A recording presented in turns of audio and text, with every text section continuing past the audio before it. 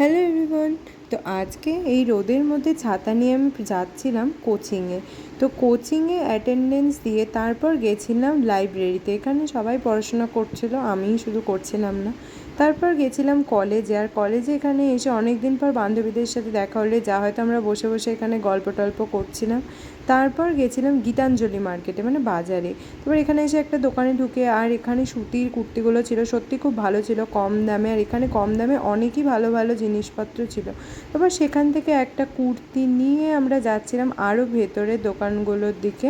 তারপর আরও একটা দোকানে ঢুকে, আর এখানে এই ভি গলার কুর্তিগুলো আমরা দেখছিলাম, কিন্তু কালার পছন্দ না হয় আরও একটা দোকানে যাই। এখানে গিয়ে এই দুটো কুর্তির মধ্যে একটা কুর্তি আমরা ফাইনাল করে নিয়ে আরও একটা জামার দোকানে যাই। এখানে গিয়ে এই জামাটা আমার ভীষণ ভালো লাগে, আরও কালার ছিল কিন্তু আমি ওই কালারটাই নিয়েছিলাম।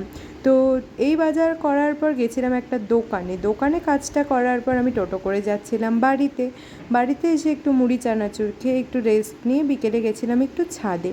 তো আজকের ভিডিওটা এতটুকুই, ভালো লাগলে অবশ্যই লাইক কমেন্ট শেয়ার করে দিও।